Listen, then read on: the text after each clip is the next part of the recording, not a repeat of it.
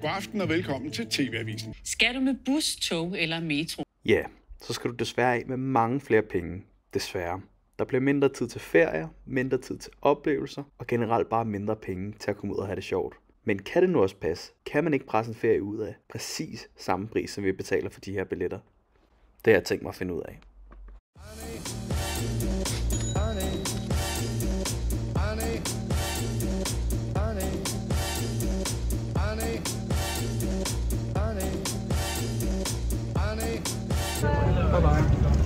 Så langt så godt. Så er vi kommet til London. Så skal jeg bare lige finde udgangen og finde et transportmiddel, der gider at tage mig ind til London.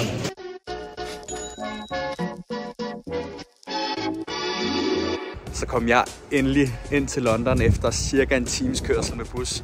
Det ser lige herom bag ved mig, det er mit hostel, og det er altså her, hvor jeg skal tilbringe de næste 3 dage her i London.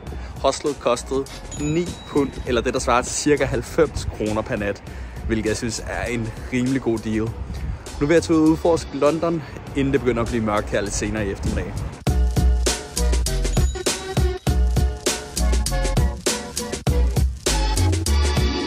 London er absolut en af mine favoritstorbyer her i Europa. En af grundene til, at det er en af mine favoritbyer, det er fordi, det er så nemt at komme hertil. Og når du er her, så der er simpelthen så vanvittigt meget at se, og det er billigt, hvis du gør det billigt, som jeg har gjort det. Jeg har dog godt nok lige skulle tage metro ind til centrum. Jeg bor cirka en halv time ude for centrum. Skulle du bo herinde, så kan du godt regne med, at hotel- og hostelpriser, i hvert fald er det 10-dobbelte, altså cirka 800-900 kroner. Derfor har jeg valgt at bo lidt længere ude, dog ikke så langt, så man ikke kan tage metro.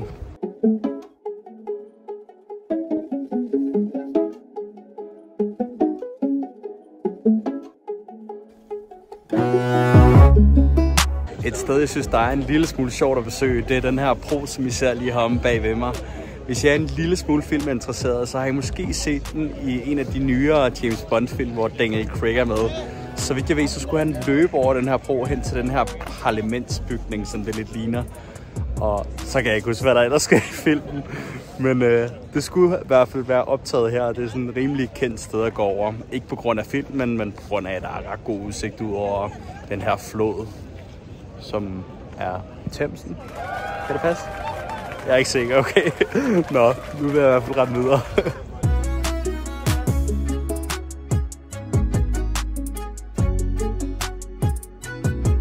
London har rigtig mange streetfood-markeder, som det her, som I kan se lige heromme bag ved mig. Det hedder Borough Market, og det er et af de mest populære streetfood-markeder her i London. Det er gratis at gå ind, det er naturligvis ikke gratis at spise derinde desværre, men jeg tænker lige, at jeg vil hoppe ind og se, om hypen er det værd derinde.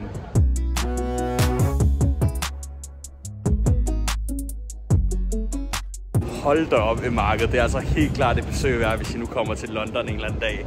Deres priser kunne jeg dog ikke være helt med på. 85 kroner for sådan en lille bakke med jordbær og chokolade ovenpå.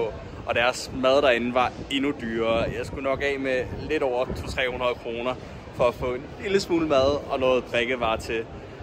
Det synes jeg er lige overkanten, når jeg prøver på at rejse til London på et budget. Så jeg vil skynde mig ud herfra, og så vil jeg finde mig noget aftensmad her lidt senere inde i byen.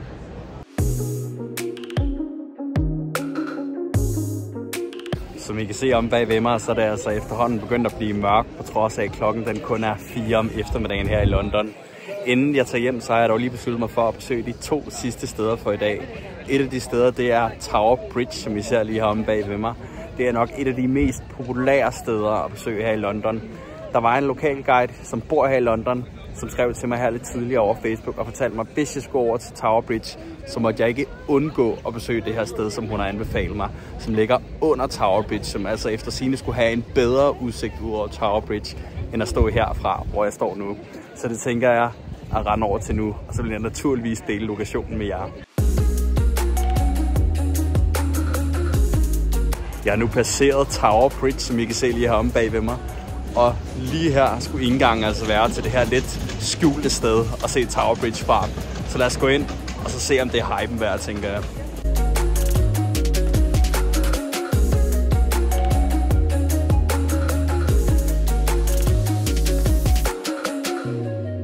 Der må jeg give mig, det er godt nok et lidt unikt sted, det her sted, som turistguiden har fundet sig. Som I kan se heromme bag ved mig, så står jeg nede ved en strand, og den flod, I ser her, det er Themsen. Det var altså den flod, jeg var i tvivl om her lidt tidligere. Ups. Men jeg tænker, jeg vil nyde udsigten her over Tower Bridge og nyde den solnedgang, som der ikke er her. Og så vil jeg gå ind og besøge det sidste sted for i dag, når mørket falder på.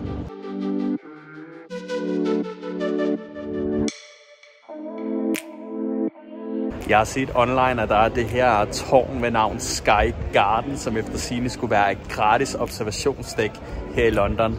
Så jeg tænker, at det skal næsten prøves. Det er godt ligne, der er en lille smule kø, men må ikke det hurtigt overstået.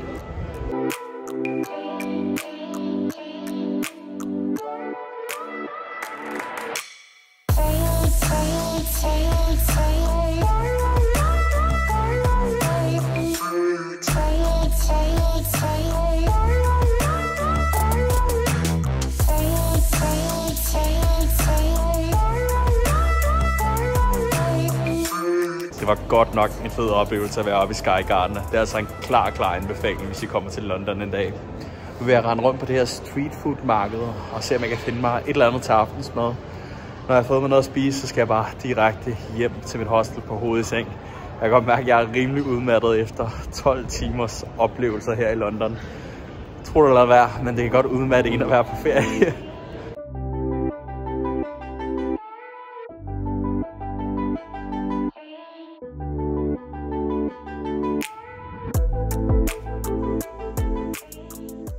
Godmorgen venner. Der skal efter sigende være morgenmad for kun 6 pund her hvor jeg bor, hvilket svarer til omkring 50-60 kroner. Det synes jeg er en rimelig god deal til at betragte med, at London er en ret dyr by. Så jeg tænker, nu vil jeg rende ned, få mig noget morgenmad og lige blive kvikket op, få mig en kaffe.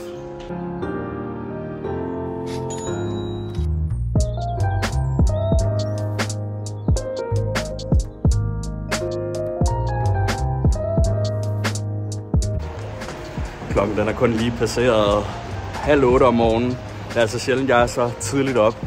Men i og med, at vi er en time bagud her i London, så er mit hoved jo ved, ja, hvad må det være? 8:30.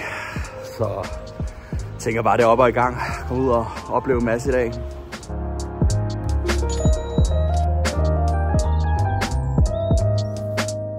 Den sidste halve time har jeg tilbragt på en bus for at komme hen til et lidt unikt sted, I nok muligvis ikke har hørt om.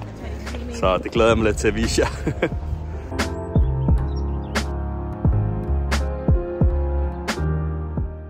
Lige ved første øjekast kan I så få øje på, hvad der er galt med en af de her bygninger omme bag ved mig. Jeg kunne heller ikke se det ved allerførste øjekast, men kigger man på vinduerne i den her bygning frem for vinduerne i den her og den her bygning, så kan man godt se, at der er et eller andet galt. Og det er fordi, den bygning, jeg står lige foran nu, den er komplet fake. Og hvorfor er den egentlig det? Det er der en lidt sjov historie bagved, men for at jeg kan vise jer det, så skal vi lige om bag ved bygningen.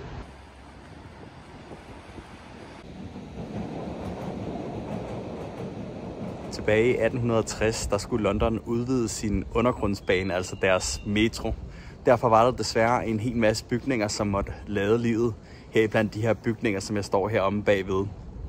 Mange af bygningerne de blev bygget op igen, efter at metroen stod færdig, men der var altså et stort, tomt hul lige over metroens udgang. Dengang der kørte der damplokomotiver, og det vil sige, at den her damp fra lokomotiverne var nødt til at stige op et sted. Og det besluttede sig for, at det skulle være lige her, til stor irritation for beboerne, som bor her i det her område. Derfor var der en beboer tilbage i 1900-tallet, som kom op med den her idé om at bygge en mur, der hvor metroen og byggeriet gik, og så udsmykte den som resten af facaden, så man ikke lige ved første øjekast fik øje på metroen og al den her damp, der steg til værs. Og det er altså derfor, at den her fake bygning, den står her i dag. I kan sige, hvad I vil, men jeg synes altså, det er en rimelig sjov historie. Nu vil jeg gå hen mod et loppemarked, som skulle ligge lige her i nærheden.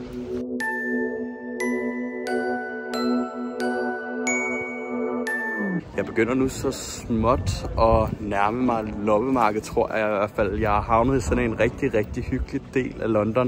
Med sådan nogle små hyggelige gadebutikker, som I kan se her i alverdens farver. Og har bare en ja, dejlig tryg stemning, og der er ikke noget stress og ja og det ene og det andet. Det kan da godt være inde i midten af London, men det her ligger lige en lille smule uden for London.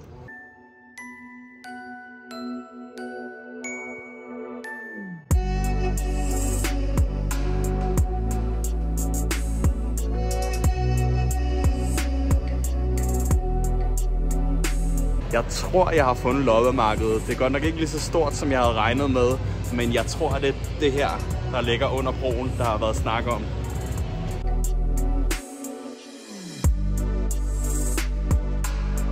Nå, det var desværre ikke særlig meget værd. Jeg tror, jeg fik set mere eller mindre det hele på 5 minutter, men selve vejen og forretningerne og stemningen har været rigtig, rigtig hyggelig, så jeg synes ikke, det har været helt spildet tid.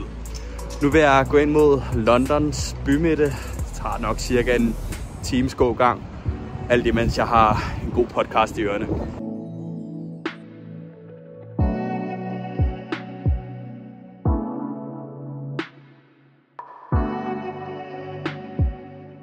Der er godt nok mange æren, der render rundt i den her park.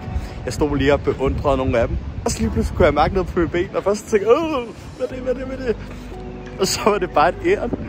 Jeg stod bare og kiggede på mig. Jeg tænkte nok, jeg havde mad eller noget. Jeg har ingenting i lommerne. Men jeg har godt nok aldrig oplevet at æren kravle op på mig på den måde.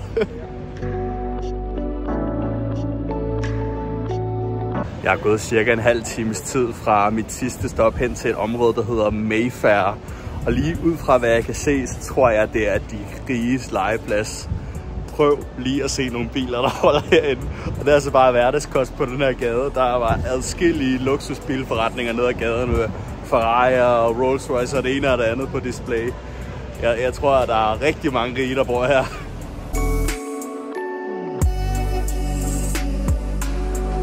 Jeg er nu gået lidt længere ind mod Londons bymidte. Som I kan se, så er det desværre ved at trække op til regn.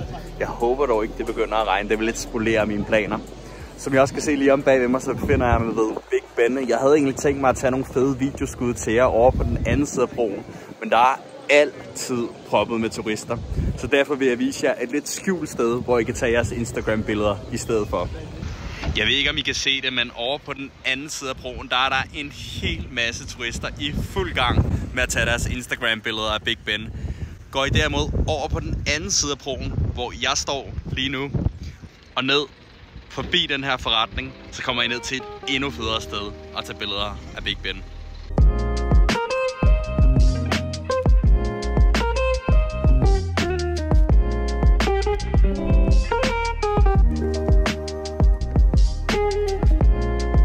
Cirka 10 minutters gågang fra Big Ben, der er der et andet lidt skjult sted, som jeg har fået anbefalet af hende lokalguiden, jeg fortalte jer om i går.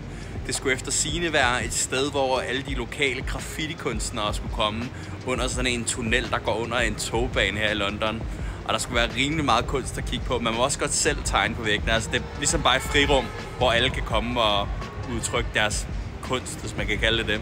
Så nu tænker jeg at tage ind og så se, om jeg kan lide noget af deres kunst. Det er gratis at komme ind.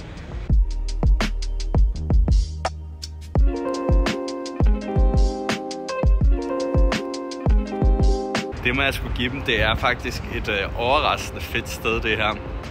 Normalvis er jeg ikke rigtig til graffiti, fordi det går det bare at blive nogle mærkelige ord, man skriver på en væg, som ikke rigtig giver mening. Men man kan godt se derinde, at der er faktisk rigtig, rigtig mange graffiti-kunstnere, som har givet sig god tid med at lave nogle af de her portrætter og dyr og andre ting, der er herinde. Og det er sådan noget, jeg synes, der gør det fedt at komme herind.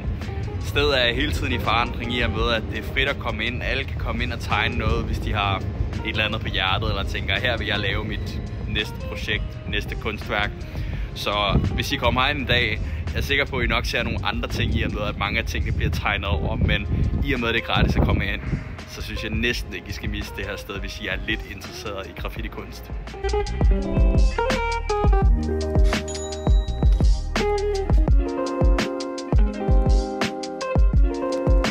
Det sidste stop, jeg har tænkt mig at gøre for i dag, det er lige her omme bag ved mig. Det er intet mindre end Englands største kraftværk. En gang der producerede det strøm til hele England, men tilbage i 1980 blev der taget en beslutning om, at det var for dyrt at drive det her kraftværk. Derfor har det stået forladt lige siden 1980. Men tilbage i 2015 var der en forretningsmand, der fik sig en god idé om at forvandle det her forladte kraftværk til et kæmpe stort shoppingcenter med luksusforretninger. Og det især ovenover kraftværket, det er luksuslejligheder. Dem kan jeg naturligvis ikke komme op til, men jeg tænker at vise jer shoppingcenteret og alt det, der er inde i det her kæmpe store kraftværk. Det skulle være en attraktion i sig selv, har jeg hørt.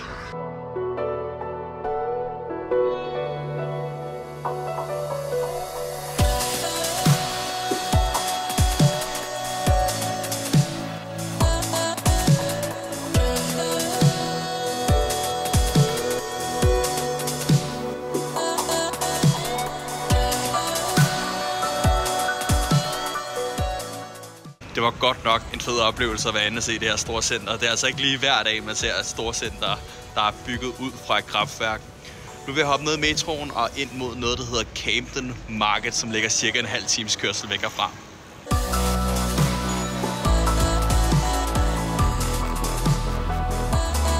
Nå, jeg slap ikke helt for regnen her til aften. Nu står det altså ned. Heldigvis er det slut på dagen, og jeg nåede alt det, jeg gerne vil se i dag. Nu skal jeg bare hen og have noget aftensmad. Forhåbentlig i tørvejr.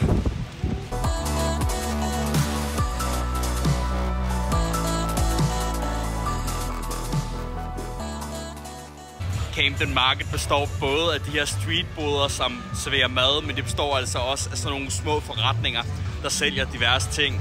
En af de forretninger vil jeg gerne lige vise jer, fordi den er altså noget for sig selv.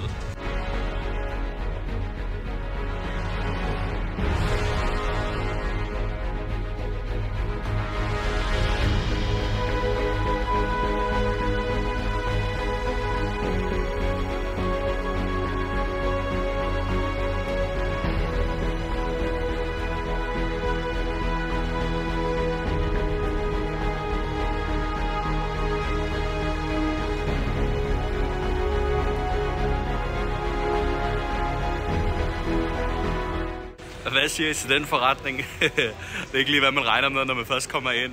Det er sådan noget emo, festtøj. Jeg kan ikke rigtig forklare genren. Jeg går jo ikke selv i sådan noget. Inde i forretningen, der kørte der det hårdeste teknomusik. Jeg kunne desværre ikke afspille det, i og med at min video vil blive demonetized, hvis jeg afspiller den slags musik. Men jeg kan forklare så meget, at lige en tand hårdt nok til mig. Jeg kunne kun holde ud og stå derinde i 5-10 minutter. Jeg kunne forestille mig, at de der medarbejdere, som skal arbejde derinde i 8, måske 10 timer, de bliver godt trætte i hovedet efter sådan en arbejdsdag.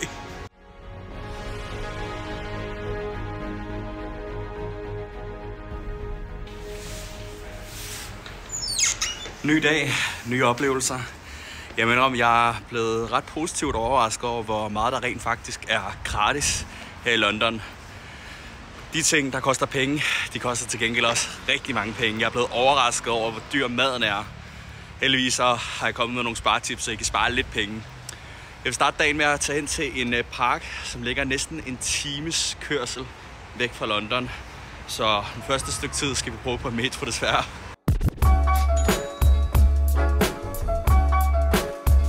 Så ankom jeg endelig til Greenwich Park. Nu skal jeg bare lige rundt om hjørnet. Jeg kan allerede ane, der er nogle bygninger og en god udsigt herover.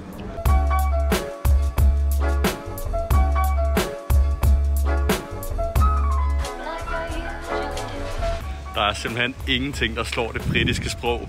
Der er lige to fra Skotland, ved at skyde på, at de var fra, som lige er gået forbi mig. Og jeg kunne høre, noget af deres samtale gik sådan... Altså, man skal virkelig følge med for at forstå, hvad det er, de siger. Jeg forstod meget få af de ord, og de få sekunder, jeg lige gik forbi dem. Men hold op, det gik stærkt. Og det er bare en helt anden dialekt end det her klassiske, fornemme britisk, som man hører her i London.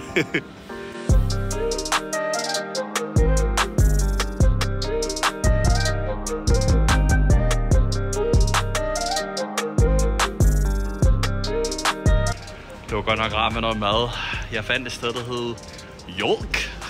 Det er i hvert fald sådan, jeg tror, man udtaler det. De serverede sådan nogle sandwich, og de var faktisk forholdsvis billige. Vi skulle jo kun af med cirka 60 kroner for en sandwich, og jeg havde allerede i forvejen en vand nede i min taske. Nu er jeg på vej hen mod et marked, gade. Jeg ved ikke rigtig, hvad man skal kalde dem. Det er et populært sted, der i hvert fald hedder Brick Lane. Måske har I hørt om det før. Jeg har ikke været der før, så jeg er meget spændt på at se, om det minder om det her Portobello-marked, vi var i går, som egentlig skuffede mig lidt, eller om det er lidt federe derovre. Jeg håber på, at det er federe, fordi jeg har gået en halv time nu for at komme hen til det.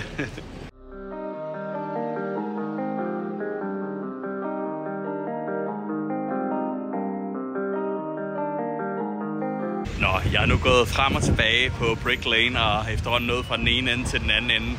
Og min endelige konklusion på det her sted er, at jeg synes nok, at Portobello Road, altså det marked, vi var på i går, var en lille smule federe, på trods af, at der ikke skete særlig meget der heller.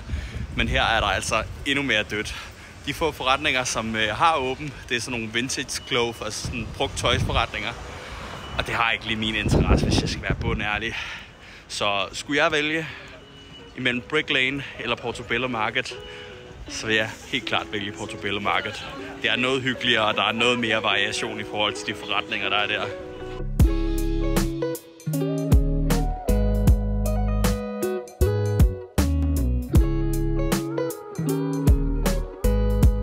Rigtig mange toiletter og pissoirer her i London har stået tomme i mange år, grund af at de er blevet efterladt af tidligere ejere.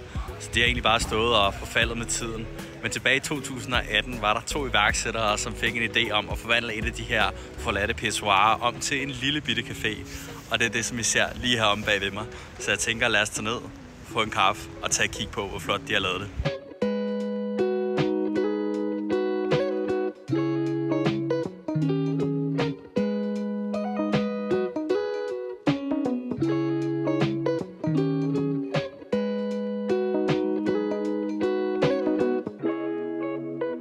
Lige når man hører om det, så lyder det ikke umiddelbart særlig lækkert, men når man først er kommet herned, så er stemningen her virkelig god. Der er rene overflader, og kaffen er god, og alting er altså bare i orden. Servicen er i top, og priserne er okay, og jeg har ikke et ondt ord at sige om det her sted. I skal besøge det her sted, hvis I kommer til London. Jeg linker stedet lige hernede, så I kan se, hvad det hedder.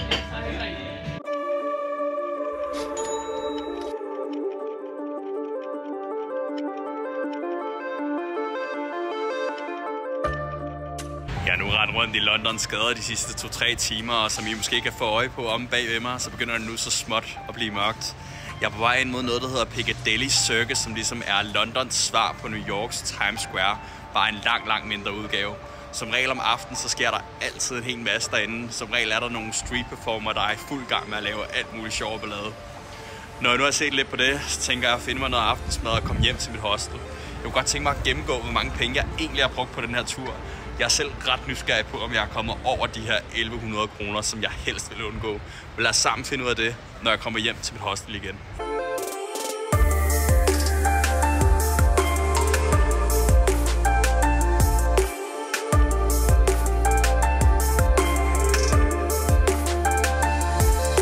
Jeg er nu endelig kommet ind til Piccadilly Circus, og som I kan se, så vrimler det med mennesker her.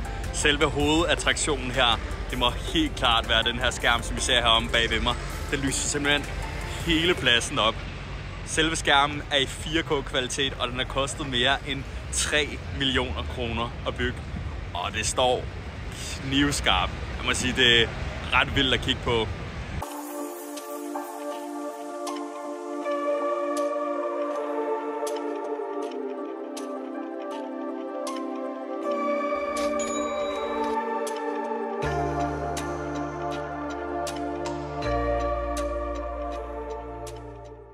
Som I kan se om bagved mig, så er jeg nu kommet tilbage til mit hostel, og som lovet, så vil jeg gennemgå, hvad jeg har brugt af penge på de her 3 dage, jeg har været i London.